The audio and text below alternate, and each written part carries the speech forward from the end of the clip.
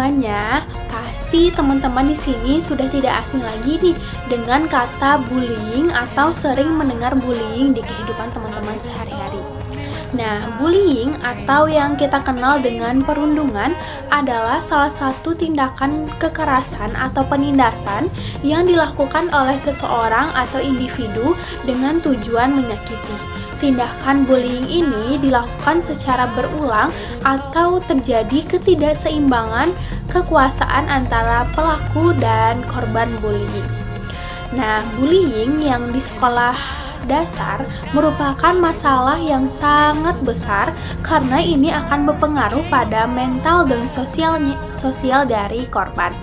Nah, teman-teman, hal ini tidak boleh dianggap sepele. Karena kenapa? Karena ini akan memberikan dampak panjang atau konsekuensi yang sangat besar, baik itu pada korban maupun pelaku bullying. Nah, teman-teman, sekarang kita akan masuk ke data dan statistik dari bullying di sekolah dasar. Kasus bullying yang terjadi di sekolah dasar tercatat di KPAI atau Komisi Perlindungan Anak Indonesia pada tahun 2021 terdapat 17 kasus bullying yang termasuk pada siswa sekolah dasar. Nah, bullying yang sangat tragis yaitu pelaku yang mengakhiri hidupnya karena depresi sering dibully. Nah, selanjutnya kita melihat bahwasanya ada survei yang menunjukkan bahwasanya kelas 6 sampai kelas 10 anak-anak sudah atau sering melakukan tindakan bullying.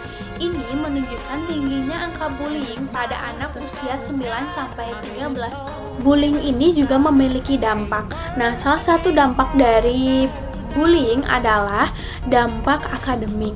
Nah, siswa atau bentuk dari bullying ini akan berdampak atau mengganggu pada akademik siswa, baik itu pelaku maupun korban. Sehingga yang paling parah adalah siswa memutuskan putus sekolah karena adanya bullying tersebut. Nah, selain itu ada karakteristik dari bullying. Menurut beberapa ahli yang telah mengemukakan karakteristik bullying, dapat disimpulkan 3 karakteristik utama dari bullying. Yang pertama, disengaja.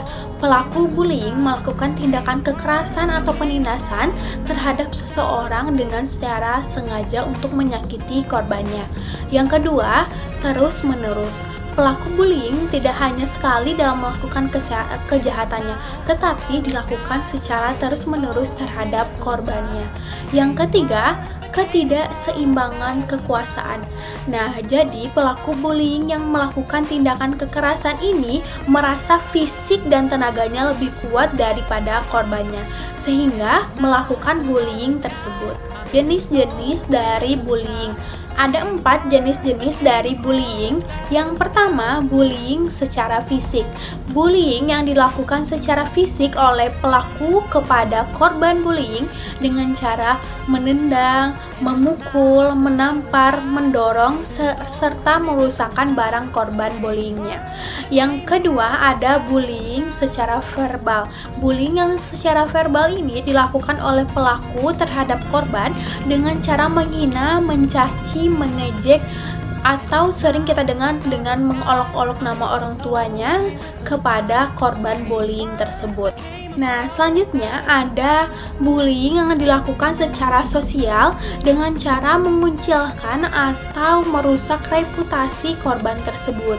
Yang keempat, ada cyberbullying atau bullying yang dilakukan oleh pelaku kepada korbannya di media sosial atau platform digital untuk merusak reputasi dari korban bullyingnya. Nah, selain ada jenis-jenis dan karakteristik dari bullying, berikut adalah dampak dari bullying yang akan ditimbulkan bagi korban. Yang pertama, akan mengalami kesehatan sosial. Nah, korban yang sudah mendapatkan pelaku bullying, mereka akan mengisolasi diri dari sosial, mengalami kecemasan, ketakutan yang berkepanjangan. Yang kedua, ada pengembangan sosial korban. Korban yang sudah mendapatkan bullying, mereka cenderung lebih takut untuk bersosialisasi. Dan hal ini akan memberikan pandangan jelek mereka atau pikiran jelek mereka terhadap diri mereka sendiri karena seringnya dibully. Ada juga dampak bagi pelaku bullying. Pelaku bullying akan menghambat empati dan sosial mereka. Mereka akan mengalami masalah di kemudian hari. Dan pelaku bullying ini sudah diatur oleh negara pada pasal 80 Undang-Undang Dasar Nomor 35 Tahun 2014 yang menyatakan bahwasanya pelaku bullying akan dipenjara maksimal 3 tahun 6 bulan dan akan didenda maksimal 72 juta.